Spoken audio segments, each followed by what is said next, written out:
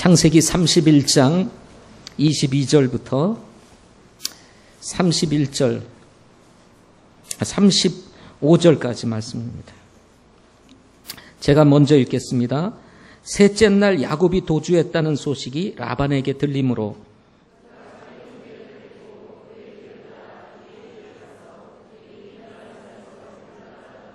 밤에 하나님께서 꿈에 시리아 사람 라반에게 오사 그에게 이르시되 너는 조심하여 야곱에게 좋다 나쁘다 하지 말라 하시니라.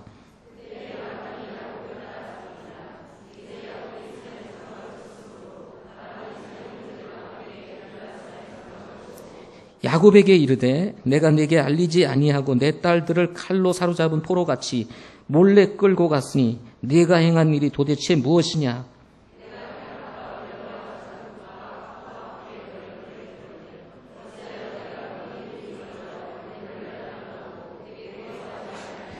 또 내가 내 아들 딸들에게 입맞추지 못하게 하였느냐? 이제 네가 그리함으로 어리석게 행하였도다.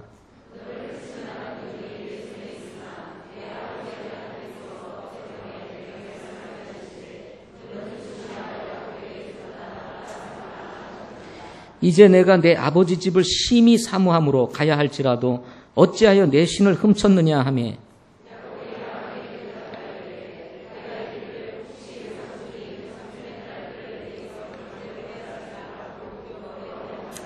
외삼촌의 신들을 누구에게 찾든지 그는 살지 못하리이다. 외삼촌은 우리 형제들 앞에서 외삼촌의 것이 내게 있는지 분별하시오. 그것을 외삼촌에게로 가져가소서 하니 야곱은 라헬이 그것들을 도둑질한 줄을 알지 못하였더라.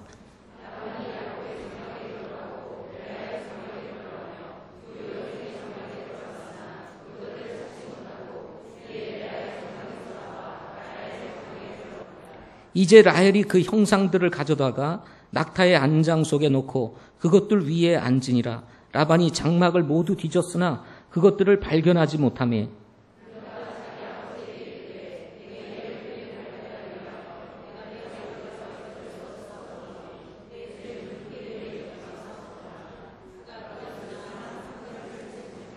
아멘. 기도하시겠습니다.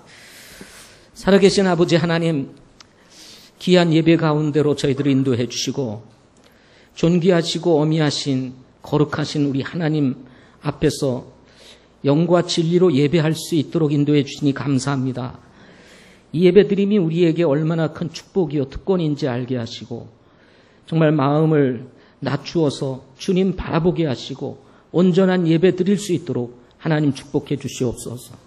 들려지는 하나님의 말씀이 하나님께서 친히 우리에게 주시는 말씀으로 듣게 하셔서 이 말씀이 우리 모든 성도들에게 축복이 되게 하시고 힘이 되게 하시고 능력이 되게 하시며 살아있는 하나님 말씀 되게 해 주시옵소서. 우리 가운데 아직 주님 알지 못하는 분이 있으면 예수 믿게 하시고 거듭난 성도들이라면 변화되게 하셔서 하나님 닮아가는 귀한 성도들 될 수 있도록 축복하옵소서. 또 우리 몽골에서 온 징기스 목사님 가족을 축복해 주시고 하나님 몽골 땅의 첫 번째 성서침례교회 목사로 세우셨사오니 당신께서 친히 세우시고 그리고 준비시켜 주셔서 사용하여 주시옵시고 몽골 땅에 성경적이고 복음적인 교회가 계속해서 세워져 나갈 수 있도록 하나님 축복해 주시옵소서.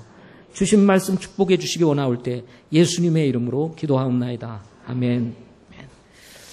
오늘 말씀은 우리 회복 시리즈 두 번째로 지난번에는 돌아섬이라고 하는 제목으로 말씀드렸고요. 오늘은 분리라고 하는 제목으로 말씀 같이 나누도록 하겠습니다. 회복을 위해서는 돌아섬이 필요하다고 지난주에 말씀드렸습니다. 돌아섬 후에는 좌로나 그리고 우로나 치우치지 말고 우리의 시선을 하나님께 고정시켜야 한다고 말씀했습니다. 신앙생활의 성공과 실패는 바로 방향에 있기 때문에 그렇습니다. 어떤 방향을 우리가 향해서 가느냐 여기에 따라서 성공과 실패가 좌우된다는 것입니다. 오늘 말씀의 제목은 분리선언이라고 할 수가 있습니다. 분리선언. 예수님을 믿고 구원받은 성도들이 신앙생활을 시작하게 되면 정말 기쁘고 즐거운 시간들이 시작이 되게 됩니다. 거듭났다는 사실이 너무나 감사하고 그리고 놀라워서 그냥 그야말로 진짜 하루가 즐겁고 이틀이 즐겁습니다. 사는 것이 즐겁습니다. 일어나는 내적인 변화에 우리 스스로 놀랍니다. 아, 이게 구원이었구나. 이게 하나님 믿는 것이었구나 하는 생각들이 우리의 마음을 사로잡게 됩니다. 그래서 내 자신에게서 일어나는 이 변화를 두고도 우리 스스로 신기하고 놀랍게 생각을 하게 됩니다. 그러나 기쁘고 즐거운 일들만 일어나는 것은 아닙니다. 신앙생활을 하다 보면 이제 거듭난 후에 한 3개월, 6개월 하고 지나가다 보면 우리 그리스도인의 삶, 예수 믿고 구원받은 사람들의 삶의 패턴이 바뀌면서 예수 믿기 전에 살던 방식과 이해 관계에 얽히면서 적지 않은 충돌들이 일어나기 시작하기 때문에 그렇습니다. 직장에 있는 우리 직원들이나 또 친구들 그리고 가정 안에서 예수 믿음으로 인해서 일어나는 여러 가지 충돌로 인해서 갈등이 일어나기 시작을 하게 됩니다.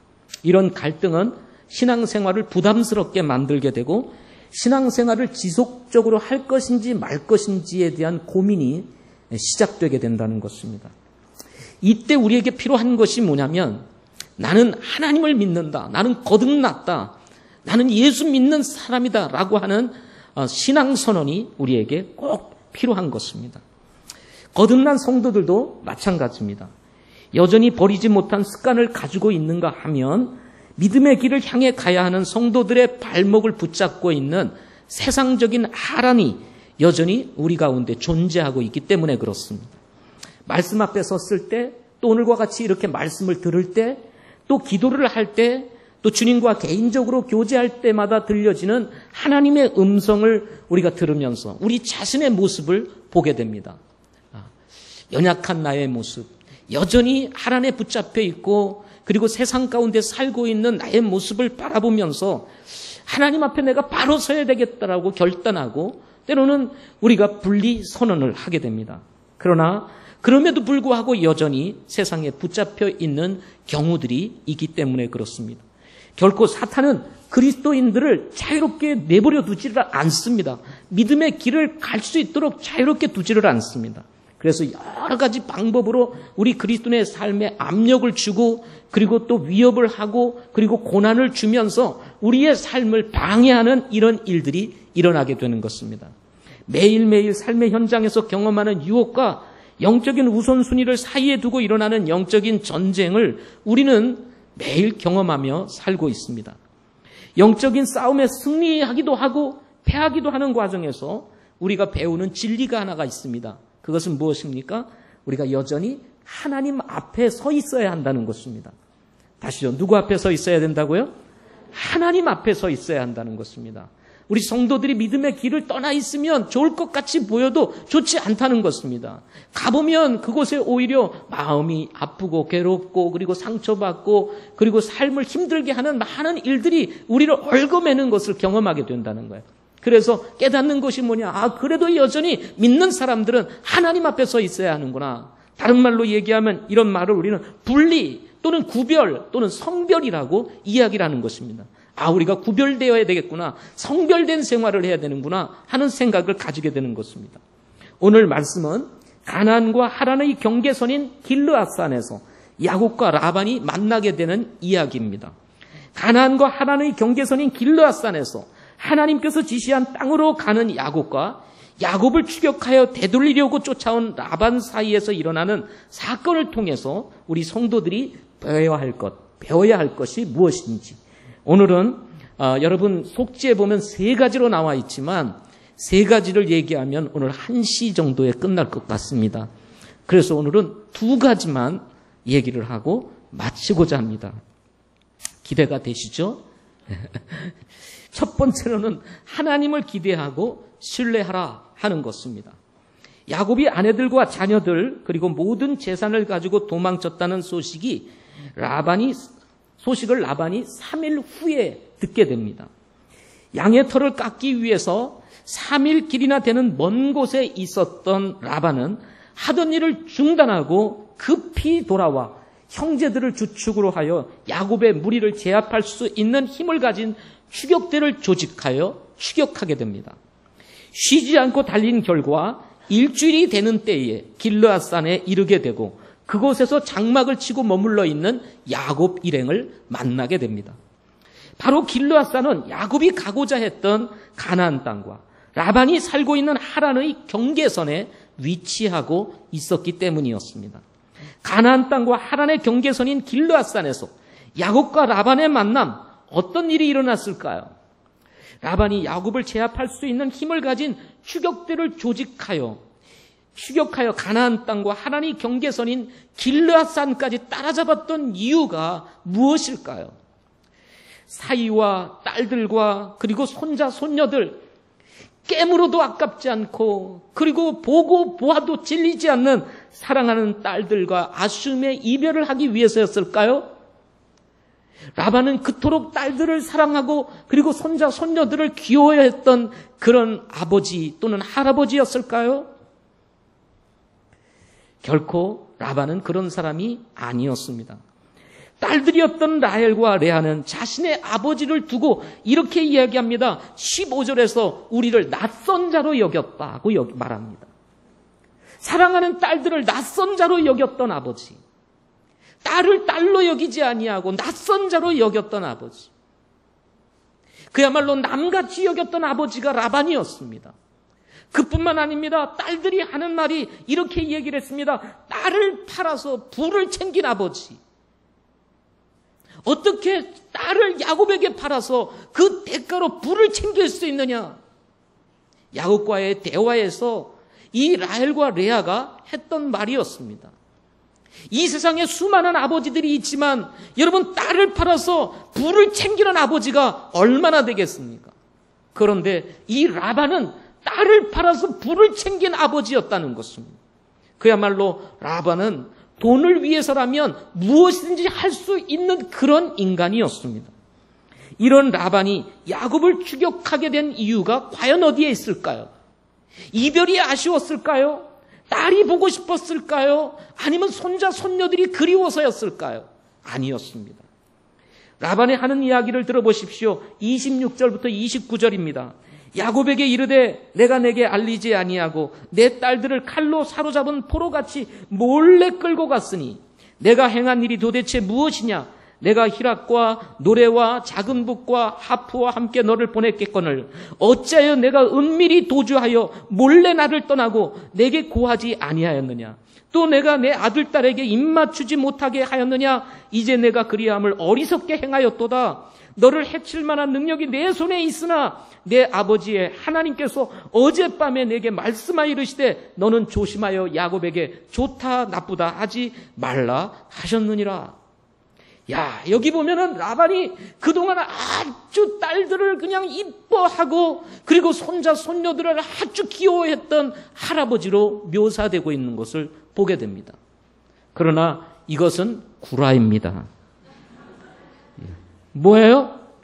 구라입니다. 거짓말입니다. 거짓말. 이해할 수 없는 말입니다. 야곱을 즐겁게 보낼 수 있었다고 말을 합니다. 내가 내 아들, 딸들에게 입맞추지 못하게 하였다고 얘기를 하면서 아쉬움을 토로합니다. 그러나 과연 라반이 딸들을 지금까지 어떻게 행했습니까? 딸의 남편이며 정말 어떻게 보면 정말 귀하게 여겨야 될 이 사위에 대해서 지난 20년 동안 어떻게 대했습니까? 이거 한번 생각해 보십시오. 지금까지 라헬과 레아에게 비추어진 아버지의 모습이 어떠했느냐 말입니다. 자상한 아버지였을까요? 아니었습니다. 그렇다면 도대체 이런 라반이 야곱을 추격하여 여기까지 달려왔던 이유가 어디에 있을까요? 여러분 43절에서 그 의미를 찾아볼 수가 있습니다. 43절 여러분 한번 같이 읽어보겠습니다. 43절 같이 읽겠습니다. 시작. 라반이 야곱에게 응답하여 이르되 이 딸들은 내 딸들이요 이 아이들은 내 아이들이요 이 가축들은 내 가축들이요 내가 보는 모든 것은 내 것이니라. 이날 내가 이 내 딸들이나 그들의 낳은 아이들에게 무슨 일을 할 수 있으랴. 야, 여기도 보면 여러분 자칫 이렇게 읽어보게 되면 야, 라반이 참 이렇게 자녀들을 귀하게 여겼고 가족들을 귀하게 여겼구나 이렇게 생각하면서 읽을 수 있습니다. 그런데 그렇지 않습니다. 여러분 보십시오. 이게 다 누구 거라고 얘기를 합니까? 라반 거라고 얘기를 합니다. 지난 20년간 야곱이 얼마나 이 라반을 위해 수고하며 섬겼습니까? 지난 20년 동안 이 야곱이 봉사한 것이 얼마였습니까? 그래서 얻은 아내였습니다. 그럼에도 불구하고 지금 이 라반은 자기의 딸들마저도 자기 것이라고 여전히 여기고 있는 거예요. 또 이 야곱을 통해서 낳은 12명의 자녀들조차도 내 자녀라고 얘기를 합니다. 야곱이 가지고 있었던 지난 6년 동안 하나님께서 은혜를 통해서, 주권적인 은혜를 통해서 주셨던 이 소유물들 전부 다 자기 거라고 얘기를 합니다. 야곱 것은 하나도 없었습니다. 다 라반 거였습니다. 이런 관점에서 볼 때 야곱은 도망자요, 그리고 도둑놈이었던 것입니다. 라반 것을 훔쳐가지고 도망간 것입니다. 그러니 여러분, 내 물건 가지고 도망갔으니 어떻게 해야 돼요? 가서 찾아야죠. 그래서 라반이 어떻게 했습니까? 추격대를 조직하여 이 야곱을 제압할 수 있는 힘을 가진 추격대를 조직해서 지난 일주일 동안 밤낮으로 잠도 제대로 자지 않으면서 쫓아갔던 것입니다. 우리는 29절에서 원래의 이 라반의 의도를 찾아볼 수가 있습니다. 29절 부분 중에서 한 부분에 너를 해칠 만한 능력이 내 손에 있으나, 이렇게 얘기를 했어요. 너를 해칠 만한 능력이 내게 있으나, 원래 계획은 이것이 라반의 계획이었습니다. 괘씸한 야곱 쫓아가가지고 그냥 작사를 내고, 그리고 내 딸들, 그리고 내 손자들, 재산들 전부 다 뺏어올 생각을 가지고 있었던 사람이 누구였습니까? 라반이었어요. 그런데 라반이 그렇게 하지 못한 이유가 무엇입니까? 앞에서 말씀을 했던 것처럼 여기 보니까 뭐라고 그랬습니다. 이제 밤에 내게 말씀하여 이르시되 너는 조심하여 야곱에게 좋다 나쁘다 하지 말라. 하나님께서 꿈에 나타나셔가지고 이 라반에게 절대로 야곱에게 가서 좋다 나쁘다 하지 마라. 너 조심해. 잘못하면 나한테 죽어. 하나님이 그냥 한번 빵 이렇게 엄포를 놓으신 것입니다. 갑자기 어느 날 밤 잠을 자는데 갑자기 꿈에 나타나셔서 명확하고도 분명하게 하나님이 말씀하신 거예요. 너 조심하여 야곱에게 좋다 나쁘다 하지 마라 하고 딱 말씀하신 거예요. 개꿈이 아니었습니다. 어디다 주는 꿈이 아니었어요. 너무 선명하고 분명한 꿈이었습니다. 이 말을 들은 이 라반은 꼼짝할 수가 없었습니다. 자신의 원래 계획대로 이 모든 것을 진행할 수가 없었습니다. 적어도 라반은 하나님이 어떤 분이신지를 지난 20년 동안 야곱을 통해서 알고 있었기 때문이었습니다. 더군다나 꿈에 나타나셔서 말씀하셨으니 여러분 얼마나 두려웠겠습니까? 당신은 지금과 같이 하나님의 말씀을 통해서 하나님이 직접 자신을 계시해 주시는 때가 아니라 때로는 환상을 통해서, 때로는 꿈을 통해서 자신을 계시해 주던 때였습니다. 하나님이 여러분의 꿈속에 한번 나타났다고 생각해 보시죠. 선명하고도 분명하게 나타나셔서 말씀하시는 거야. 너 조심해. 잘못 건드리면 죽어. 하고 얘기를 합니다. 그러면 여러분 진땀이 나지 않겠습니까? 야, 이거 큰일 나겠구나. 결국 라반의 계획은 수포로 돌아가게 되고 원래 가지고 있었던 이 강렬한 거친 마음들이 사라지고 마치 자기가 아버지 딸들을 사랑하는 양 이제 마음을 바꾸어서 표현하고 있는 것을 보게 되는 것입니다. 여러분, 우리가 믿음의 길을 가려다 보면 세상은 이렇게 우리를 놔주지를 않습니다. 뭐가 이렇게 우리를 붙잡고 있는 것이 많은지, 우리의 발목을 잡는 게 뭐가 그렇게 많은지, 때때로 우리의 마음에 두려움을 가져다 줄 때도 있습니다. 야, 이거 잡지 못하면 혹시 망하는 거 아니야? 세상은 너무나 크게 보입니다. 엄청난 힘을 가지고 나를 쫓아오는 것 같이 보이게 됩니다. 그래서 마음이 불안한 거야. 초조한 거야. 이거 다 빼앗기는 거 아니야? 라는 생각이 우리 마음에 들어올 때가 있는 것입니다. 우리 그리스도인들이 신앙생활하면서 자꾸 타협하는 이유가 뭡니까? 하나님을 바라보다가 자꾸 세상을 바라보고 사람을 바라보게 되는 이유가 뭡니까? 사람이 두려운 거예요. 세상이 두려운 거예요. 그들에겐 힘이 있기 때문이었습니다. 이스라엘 백성들이 모세의 인도로 출애굽했을 때 바로가 어떻게 합니까? 10가지 재앙을 통해서 하나님께서 철저히 바로를 굴복시키고 드디어 모세와 함께 이스라엘 백성들을 이제 내보내 주었음에도 불구하고 떠나가는 이스라엘 백성들의 뒷꼭지를 보니까 어떻게 했습니까? 아쉬웠습니다. 저놈들이 있었으면 내가 마음껏 노예로 부리면서 이 나라를 강성하게 세울 텐데 그 많은 백성들이 떠나가는 모습을 보니 너무 아쉬운 거예요. 너무 아까운 거예요. 보낼 수가 없는 거예요. 저놈들 다 내 소유인데 저들을 거르면서 마음껏 부려먹을 수 있는데. 그래서 이 바로가 어떻게 됩니까? 군대를 조직하고 그 수많은 이스라엘 백성들을 제압할 수 있는 추격대를 조직하여 추격을 하게 됩니다. 이 이스라엘 백성들이 모세의 인도로 해서 출애굽을 해가지고 막 기가 살아있는데 갑자기 바로가 군대를 이끌고 쫓아온다는 소식을 듣고 이스라엘 백성들이 어떻게 됩니까? 두려움에 빠지는 거예요. 모세에 대해서 신뢰를 했던 이스라엘 백성들이 갑자기 마음의 불안이 찾아오면서 모세를 의심하게 됩니다. 네가 우리를 이 출애굽시키지 않았다면 우리가 멀쩡할 텐데 우리가 여기서 죽는구나. 이런 두려움이 막 일어나게 되는 것입니다. 뒤에는 바로의 군대가, 앞에는 자신들을 삼킬 듯한 홍해바다가 가로막고 있었어요.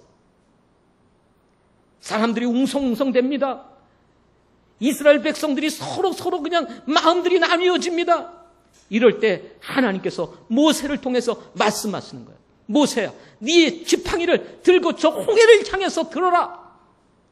모세는 하나님의 말씀에 순종해서 지팡이를 들고 홍해를 향해서 들었을 때 하나님께서 그 모세의 믿음을 보시고 어떻게 하십니까? 홍해를 가르시는 역사를 일으키시게 되는 것을 보게 되는 것입니다. 그래서 이스라엘 백성과 그리고 누구요? 이 에집트 바로로부터 완전히 분리시키고 하나님의 백성들이 하나님의 길을 향해서 갈 수 있도록 인도하시는 것을 보게 되는 것입니다. 지금 야곱은 그와 같은 한 장면을 지금 경험하고 있는 것입니다. 하란에서 나왔습니다. 이제는 바로는 아니었지만 라반이 이제는 군대를 이끌고 자신들을 쫓아옵니다. 그리고는 따라잡았습니다. 이런 가운데 있을 때 어떻게 했어요? 하나님이 나타나신 것입니다. 그리고는 라반을 잠잠케 하셨습니다. 절대 건들지 마. 여러분, 우리가 이 시대를 사는 우리 성도들이 이 말씀을 통해서 배워야 할, 들어야 할 메시지가 있습니다. 회복을 위한 여정에서 세상이 무서운 힘을 가지고 발목을 잡으려 할 때에 결코 두려워하지 말라는 것입니다. 주권적인 하나님의 은혜가 우리 가운데 임하게 될 것이고 야곱을 도우시고 야곱을 보호하시고 야곱을 지키시는 하나님께서 우리도 지켜주신다는 사실인 것입니다. 하나님께서 선택한 사람 야곱, 예수 그리스도의 보혈로 말미암아 거듭난 성도들, 여러분 하나님이 보호하십니다. 우리가 기대할 것은 사람이 아닙니다. 우리가 두려워할 것은 사람이 아닙니다. 이 세상의 힘이 아닙니다. 이 세상의 조직이 아닙니다. 이 세상의 어떤 것이 아닙니다. 우리가 두려워야 할 분은 하나님이신 것입니다. 하나님과 사람 사이에서 우리는 어디에 서 있어야 할까요? 하나님과 사람 사이에서 우리는 어디에 서 있어야 할까요? 라반과 하나님 사이에 우리는 어디에 서야 될까요? 여러분, 하나님 편에 서실 수 있기를 바랍니다. 다윗과 골리앗이 싸움을 합니다. 너무 유명한 얘기 아닙니까? 골리앗은 아주 장골이었습니다. 어려서부터 훈련된 군인이었습니다. 그는 창과 칼을 마음대로 움직이면서 그야말로 싸움에 능한 사람이었습니다. 다윗은 고작해야 목동이었습니다. 양을 치는 목동이었습니다. 양치는 목동으로서 양들을 지키기 위해서 손에는 늘 막대기와 지팡이가 있었고 그리고 그의 허리춤에는 물맷돌 정도가 있었습니다.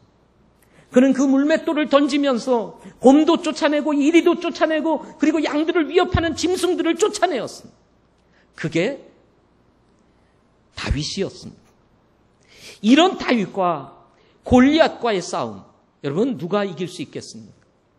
그러나 다윗의 마음속에 가지고 있는 확신이 있었습니다. 그 앞에 장골인 장사인 골리앗이 있었지만 다윗의 마음속에 계신 분이 계셨습니다. 그분이 누구였습니까?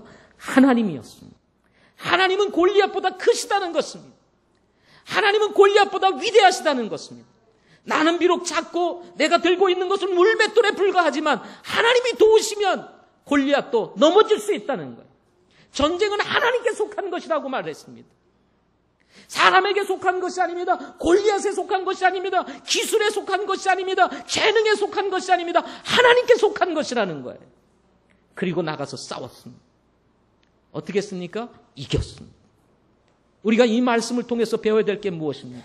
여러분, 사람 두려워하지 마세요. 그러면 올무에 빠집니다. 누구 두려워해야 됩니까? 하나님 두려워하시기를 바랍니다. 우리는 하나님과 사람 편에서 어디에 서야 하는지에 대고 늘 갈등하고 있습니다. 여러분, 분리하시기 바랍니다. 사람을 의지할 것인가, 하나님을 의지할 것인가? 여러분, 우리는 하나님 의지해야 합니다. 두 번째로는 염려와 욕심을 내려놓으라는 것입니다. 사람은 누구나 인간적인 염려와 욕심을 가지고 살아갑니다. 성경은 이 사실을 라헬을 통해서 밝히고 있습니다. 라헬은 하란 탈출을 앞에 두고 아버지 라반이 섬겼던 가정신 드라빔을 훔치게 됩니다. 오늘 본문에서는 형상이라고 말합니다. 19절 한번 보겠습니다. 19절 같이 읽겠습니다. 시작. 라반이 자기 양들이 털을 깎으러 갔으므로 라헬은 자기 아버지의 소유인 형상을 훔쳤고 라고 말을 합니다. 라반으로 하여금 야곱을 추격하도록 더 자극한 것은 야곱이 도망간 후에 라반이 섬기던 가정 수호신 드라빔이 사라졌기 때문이었습니다. 드라빔은 당시의 가정 수호신이었습니다. 따라서 이 라반은 자기 집에다가 가정 수호신인 이 드라빔을 놓고 섬기는 사람이었습니다. 하나님을 섬기는 사람이 아니었습니다. 다른 말로 얘기하면 우상을 섬기는 사람이었습니다. 이 드라빔은 일반적으로는 나무로 만들었다고 합니다. 그런데 돈이 있는 사람들은 은으로 만들어서 좀 더 귀한 그런 형상을 집에다 놓고 섬겼다고 합니다. 드라빔은 하테라빔이라고 하는 히브리어인데 이 단어는 원래 라파라는 단어에서 왔다고 합니다. 여호와 라파라는 말 들어보셨죠? 라파가 무슨 뜻이죠? 여호와 라파 하면 치료하시는 하나님, 치료자 되시는 하나님. 따라서 이 드라빔은 치료하는 신이었습니다. 가정을 지키고 돌보는 그러한 신이었습니다. 뿐만 아니라 1926년에 발견된 고대 근동의 장자권 상속과 양자 제도에 관한 규정이 기록된 누지 서판에 의하면 드라빔을 소유한 사람은 가장 큰 몫의 유산을 상속받을 수 있었다고 합니다. 따라서 드라빔은 그 가정의 상속권을 가지고 있는 것을 의미하는 것이었다는 거예요. 따라서 이 라헬이 드라빔을 가졌다, 훔쳤다 이 말은 장차 이 라반이 세상을 떠났을 때 라반이 가지고 있었던 모든 재산의 큰 몫을 상속받을 수 있는 권리를 가지는 것과 같았다는 것입니다. 뿐만 아니라 이 드라빔은 한 시종 내에서 지도권을 행사할 수 있는 권리를 가지고 있었다고 합니다. 따라서 라헬이 야곱을 따르는 과정에서 이 드라빔을 훔친 것은 후에 아버지의 상속권을 가지고자 하는 의도와 함께 아버지가 세상을 떠난 후에 집안의 모든 권한을 행사할 수 있는 권리를 차지하고 싶은 욕심이 있었다는 사실인 것입니다. 이렇게 드라빔은 굉장히 당시 사회에서는 중요한 의미를 지니고 있었다는 것입니다. 이 라헬이 이 드라빔을 훔친 데에는 이렇게 두 가지 이유가 있었던 것입니다. 이제 야곱을 따라서 가나안으로 가야 하는 이 라헬. 물론 야곱이 하나님을 믿는 사람이었고 그리고 야곱을 따르면서 지난 20년간 20년이 아니죠. 7년을 빼서 14년간 13년간 야곱과 함께 살면서 결혼해서 살면서 어떻게 했습니까? 야곱을 통해서 야곱이 믿는 하나님이 어떤 분이신지를 누구보다 잘 알고 있었습니다. 그런데 라헬은 어떤 사람이었습니까? 아버지 라반과 함께 살아온 라반의 딸이었습니다. 야곱을 만나기 전까지는 이 라헬도 누구를 섬겼습니까? 드라빔을 섬기고 있었습니다. 그리고 드라빔이야말로 그야말로 자신의 미래의 중요한 것을 상속할 수 있는 아주 중요한 표적이 된다는 사실도 누구보다 잘 알고 있었던 것입니다. 따라서 야곱을 따라 떠나면서 하나님도 신뢰하지만 또한 한편으로는 그동안 자신이 습관적으로 가지고 있었던 이 드라빔을 소유함으로 인해서 자신을 보호해 줄 것에 대한 기대감도 있었을 것이라는 것입니다. 하나님과 함께 드라빔의 돌봄, 이것이 라헬의 마음이었는지도 모른다는 것입니다. 뿐만 아니라 이 드라빔이 가지고 있는 상속권과 지도력에 관련된 권리를 생각하면서 미래의 이 라헬은 아버지의 재산을 상속받고 싶은 이런 욕심이 있었을 것이라는 것입니다.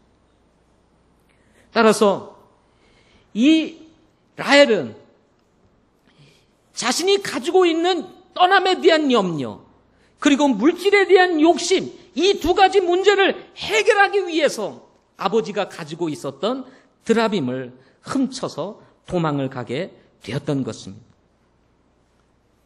문제는 이런 염려와 욕심이 화를 부르게 되었다는 것입니다. 비록 하나님의 주권적인 개입하심으로 인해서 하나님께서 야곱을 지켜주셨지만 라반은 잃어버린 드라빔을 찾고 싶은 마음이 있었을 것입니다. 왜냐하면 자신을 지켜주는 수호신이었을 뿐만 아니라 자신이 가지고 있는 모든 재산을 차지할 수 있는 권리를 가지고 있는 드라빔이었기 때문이었습니다. 자칫 이 드라빔이 다른 손에 들어간다면, 다른 사람의 손에 들어간다면 자신의 모든 재산이 한순간에 다 넘어갈 수 있기 때문이었을 것입니다. 따라서 라반이 야곱에게 이야기를 합니다. 30절 말씀을 보십시오. 30절. 같이 읽겠습니다. 시작. 이제 내가 내 아버지 집을 심히 사모함으로 가야 할지라도 어찌하여 내 신들을 훔쳤느냐? 야곱은 이 드라빔이 어떤 의미를 가지고 있는지를 잘 알고 있었습니다. 라반이 이 드라빔을 얼마나 소중히 여기고 귀하게 여기고 있는지를 잘 알고 있었습니다. 야곱은 하나님을 믿고 라반은 드라빔을 믿고 있었지만 그 사이 속에서 이 드라빔이 차지하고 있는 위치가 어떠한지를 잘 알고 있었습니다. 따라서 이 야곱은 이렇게 신을 찾고자 하는, 자신의 수호신을 찾고자 하는 이 라반에게 이렇게 이야기를 합니다. 여러분 32절 말씀을 한번 보겠습니다. 32절 같이 읽겠습니다. 시작. 외삼촌의 신들을 누구에게 찾든지 그는 살지 못하리이다. 외삼촌은 우리 형제들 앞에서 외삼촌의 것이 내게 있는지 분별하시오. 그것을 외삼촌에게로 가져가소서 하니 야곱은 라헬이 그것들을 도둑질한 줄을 알지 못하였더라. 야곱은 라헬이 이 드라빔을 훔친 사실을 알지 못했습니다. 그렇기 때문에 이 중요한 의미를 담고 있는 이 드라빔이 사라졌다는 이 사실을 앞에 두고 야곱은 자신이 훔친 사실이 없었을 뿐만 아니라 또 자신들과 함께 따라 나왔던 이 아내들과 자녀들이 이 드라빔을 훔쳤을 것이라고 전혀 생각하지 않았을 것이라는 것입니다.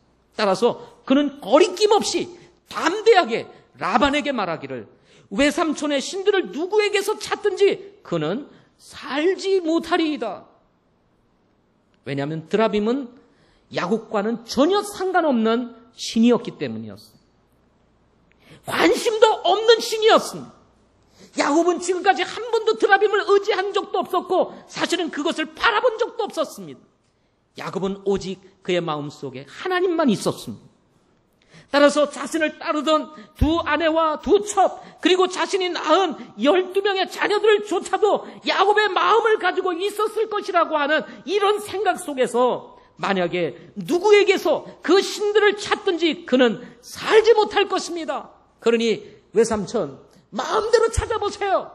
그리고 분별하세요. 그리고 도로 가져가세요. 그리고 그것을 가진 자는 반드시 죽을 겁니다. 그런데 라헬이 훔쳤다는 사실을 모르고 있었다는 거예요. 라헬은 자신의 염려 문제를 해결하고 물질에 대한 욕심 때문에 드라빔을 흡쳤지만 오히려 그것이 자신의 생명을 위협하는 아주 참 무서운 사건으로 변해 있는 것을 그는 깨닫게 되었을 것입니다. 비록 라헬이 여인의 관례를 핑계로 위기를 모면하기는 하였지만 야곱이 뭐라고 얘기했어요? 누구에게서 찾든지 그는 살지 못하리라. 물론 라반은 찾지 못했지만 하나님은 그가 훔쳤다는 사실을 누구보다 잘 알고 있었습니다. 야곱의 선포로 인해서 자유롭지 못했던 라헬은 후에 레아와 첩들을 뒤로 한 채 베냐민을 출산하다가 그만 졸지에 세상을 떠나고 맙니다. 왜 하나님께서 라헬을 이렇게 졸지에 그의 생명을 앗아갔을까 생각해 봅니다. 저는 그 원인이 여기에 있지 않았나 생각을 하게 되는 것입니다. 뿐만 아니라 라헬이 가지고 있었던 인간적 욕심 때문에 드라빔이 가나안 땅에 유입되고 후에 이스라엘 역사 속에서 드라빔은 이스라엘 백성들이 우상을 섬길 때마다 등장하는 신이 되어버리고 맙니다. 사사기 18장, 사무엘상 19장, 그리고 에스겔서 등등의 말씀들을 읽어보게 되면 이스라엘 사람들의 삶 속에 드라빔이 항상 함께 있는 거예요. 존재하고 있는 것입니다. 이 라헬의 이 어처구니 없는 행동이 한 민족의 어려움을 가져다 주게 되는 이런 일들로 발전하게 되는 것을 보게 되는 것입니다. 그런데 이것이 라헬만의 문제는 아니라는 것입니다. 우리가 구원받고 이 세상을 떠나서 죄 가운데 살던 우리들이 떠나서 이제 예수 믿고 믿음의 길을 가는 우리 성도들에게도 여전히 드라빔이 있다는 것입니다. 하나님을 신뢰한다고 말하지만, 하나님을 의지한다고 말하지만, 내가 하나님을 믿는다고 말하지만 한편으로는 아무도 모르는 사이에 누구도 모르게 아닌 것처럼 몰래 우리의 가슴 깊은 곳에 뭐가 있어요? 드라빔이 존재하는 거예요. 이 드라빔이 어떤 신입니까? 물질의 신인 거예요. 물질의 신. 그래도 나를 지켜줄 수 있는 게 물질이지. 사람이 돈이 있어야 살지. 어찌 돈 없이 살 수 있나? 예수만 잘 믿으면 그냥 갑자기 하늘에서 돈이 뚝 떨어지나? 그래도 뭔가 나가서 일을 하며 살면서 돈을 벌어야지. 하나님을 뒤로 한 채 믿는다고 하면서도 또 한편으로는 이 물질의 신을 꽉 잡고 살아가는 이 시대의 라헬과 같은 마음이 우리 안에도 있다는 것입니다. 떼어놓고 심에도 불구하고 떨어지지 않는 신. 그게 무엇일까요? 그게 만몬의 신인 것입니다. 만몬의 신. 우리는 만몬의 신이 우리 가정을 지켜줄 거라고 생각을 할 수가 있습니다. 하나님을 믿죠, 물론. 당연히 하나님 믿죠. 하나님이 지켜주시죠. 그런데 실제로는 뭘 의지하고 있어요? 저 한켠으로는 그래도 돈이 있어야지. 물질이 있어야지.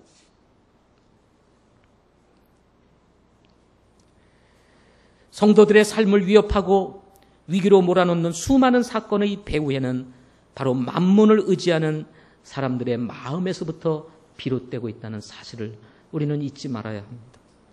디모데전서 6장 10절 말씀에 우리 하나님께서 바울을 통해서 이런 말씀을 주십니다. 돈을 사랑함이 모든 악의 뿌리니 어떤 자들이 돈을 탐내다가 믿음에서 떠나 잘못하고 많은 고통으로 자기를 찔러 깨뜨렸도다. 돈을 사랑함이 모든 악의 뿌리이니 어떤 자들이 돈을 탐내다가 믿음에서 떠나 잘못하고 많은 고통으로 자기를 찌르는 거예요. 자기를 지키고 보호하며 그리고 정말 사회적인 리더십을 가질 것이라고 생각했던, 그리고 그런 권력을 가져다 줄 것이라고 생각했던 이 물질이 오히려 우리를 찌르고 우리를 상하게 만들고 우리를 죽음으로 몰아넣는다는 사실을 말씀해 주고 있는 것입니다. 오늘날 많은 사람들이 이 사실을 알고 있음에도 불구하고 여전히 이 만몬의 신을 따라가고 있다는 것입니다. 드라빔을 포기하지 아니하고 여전히 한켠에 가지고 살아가는 이런 성도들도 있다는 것입니다. 돈 때문에 망하고, 돈 때문에 상처받고, 돈 때문에 버림받고, 돈 때문에 관계가 깨지고 말이죠. 이런 일들이 얼마나 많이 벌어집니까? 돈 때문에 생명이 단축된 사람들이 얼마나 많아요. 오늘날 많은 분들이 막 그냥 스트레스를 받습니다. 머리가 막 빠져요. 근데 왜 그래요? 다 돈 때문에. 이것과 다 연결이 되어 있는 거예요. 성도들에게는 세상의 상속 유산보다, 한 사회를 주름잡는 리더십보다 더 중요한 것은 바로 우리를 죄 가운데서 구원하여 주시고 영원한 생명 가운데로 인도하시며 일시적으로 있다가 사라지는 이 세상의 물질을 주고자 하는 그런 세상이 아니라 영원한 하나님의 나라를 유업으로 주실 우리 하나님과 함께 걸어가는 것이 우리에게 더 큰 축복이고, 그리고 그것이 우리의 기쁨이라는 사실을 여러분 기억하시기 바랍니다. 야곱의 소리를 들어보십시오. 36절부터 42절에 보면 드라빔을 찾지 못한 라반에게 야곱의 반격이 시작됩니다. 찾아도 찾을 수가 없는 거예요. 왜 찾을 수가 없어요? 라헬이 낙타 안장 밑에 숨겨놓고 그 위에 깔고 앉아 있었거든요. 그리고 너 왜 거기 앉아 있어? 라고 이렇게 의심의 눈초리를 라반이 딱 주니까 내 주여, 나를 이해해 주세요. 여인의 관례 때문에 내가 내려갈 수 없나이다. 그렇게 얘기해요. 레위기 15장에 보면 이 여인의 관례에 따라서 이 여인들이 이제 생리를 하게 되면은 그것을 다 부정한 것으로 여겼어요. 그래서 그 관례에 따라서 그 여인이 관례에 이렇게 들어가게 되면 앉은 곳, 누운 곳, 그리고 말 한 장까지도 다 부정한 것이 되는 거예요. 거기에 몸이 닿거나 그런 사람을 만지거나 그렇게 되면 그 옷 다 빨고 그리고 목욕까지 하라고 얘기를 합니다. 그러니까 건들 수가 없는 거예요. 너 내려와봐. 이렇게 말. 찾을 수가 없고 완전 부정해지니까. 물론 그 당시는 율법 시대는 아니었지만 원리는 같았을 것이라는 것입니다.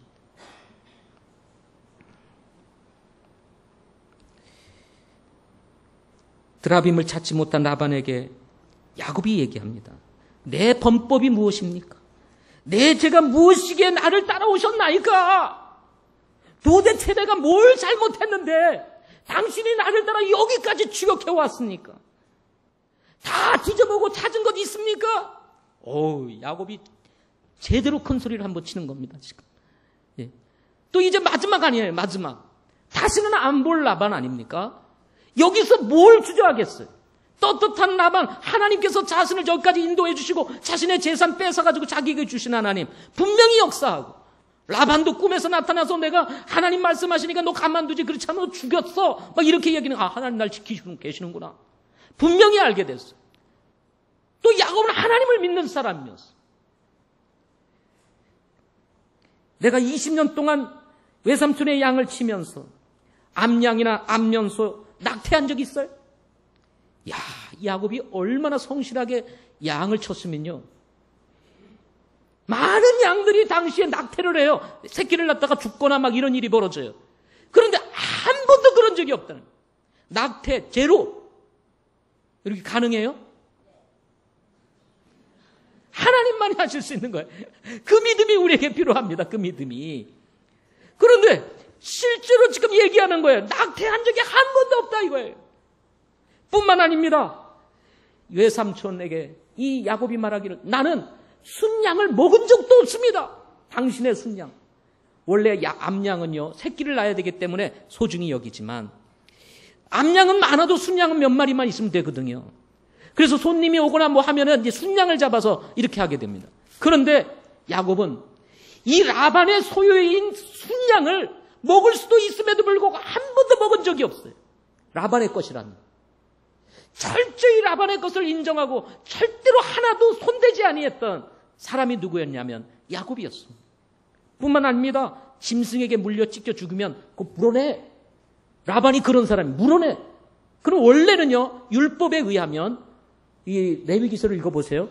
짐승에게 물려 찢겨 죽은 것은 보상하지 않는다고 얘기 나와 있어요.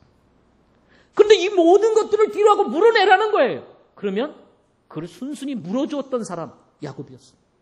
뿐만 아니라 낮이든 밤이든 도둑을 맞은 양도 물어주지 않게 되어 있습니다, 율법에. 그런데 이 라반은 도둑만 맞으면 그건 네가 내.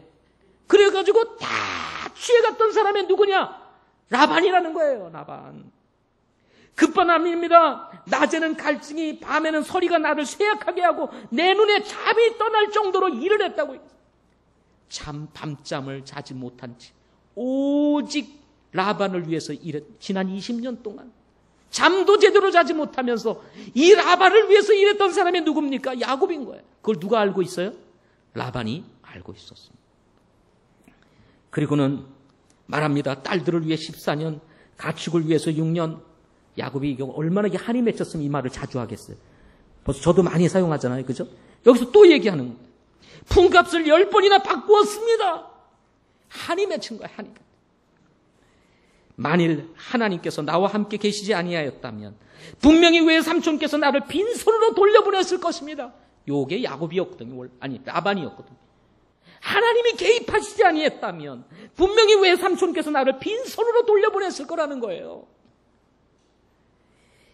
저는 이 야곱이 하는 이 말을 통해서 배우는 게 있습니다. 아, 그렇구나. 하나님을 떠나 내가 세상에서 뭘 좀 살아보겠다고 열심히 인생을, 젊음을 다 허비하고 수고하면서 돈을 모으고 모은다 할지라도 결국 이 세상은 이 모은 거 다 빼앗아가는 세상이다.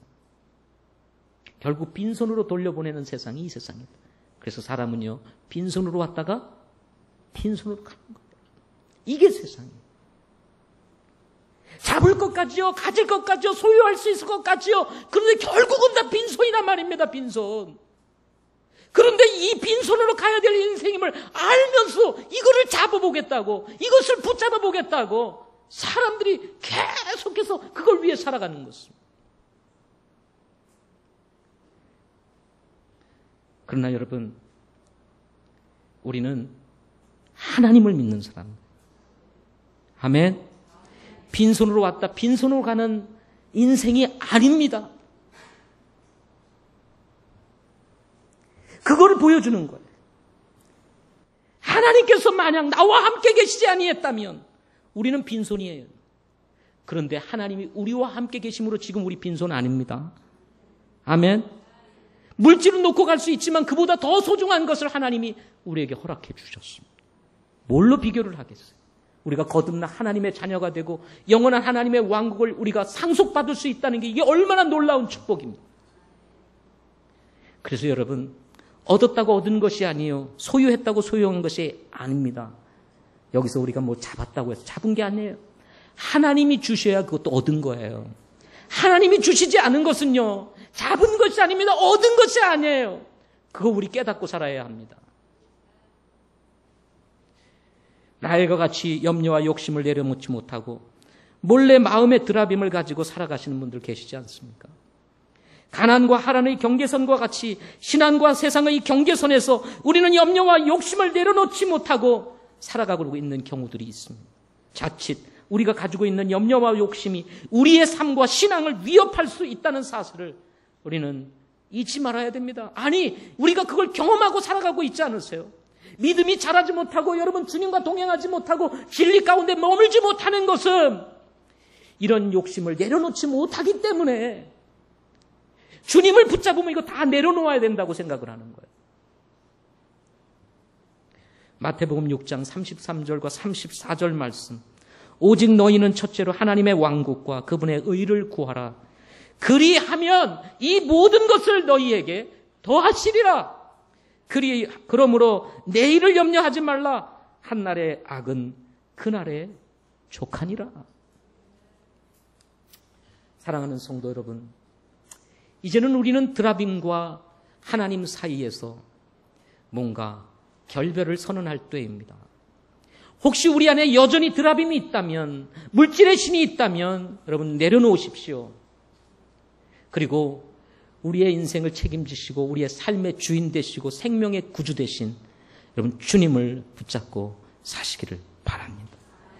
잃어버릴 것 같지만, 아무것도 소유할 수 없을 것 같이 보이지만 하나님은 우리를 사랑하시는 분이십니다. 우리 물질 필요한 거 아시고요. 먹고 살아야 된다는 거 아시고요. 우리도 자녀 키워야 된다는 거 아시고 우리도 집이 필요하다는 거 알고요. 예수 믿는 사람들이 이 땅에서 본이 되어 살아야 된다는 거 잘 아시는 분이십니다. 하나님 주시겠어요? 안 주시겠어요? 안 주시면 또 어때요? 안 주시면 안 주시는 대로 주님과 함께 행복하게 살면 되지요. 큰 집에 살면서 여러분 매일 싸우며 사는 힘이 움막에서 혼자 사는 것이 좋다고 그랬잖아요. 큰 집에 살면서 여러분 주님 없이 사는 것보다 움막에서 주님과 함께 가족들이 오손도손 웃으며 사는 것이 훨씬 좋은 겁니다. 상류사회 진입 필요해요. 그러나 그보다 더 중요한 것은 주님과 함께 하는 것입니다. 여러분, 여러분의 삶이 그렇게 되기를 바랍니다. 다음 주에 마지막 대지를 가지고 말씀을 전하도록 하겠습니다. 기도하겠습니다.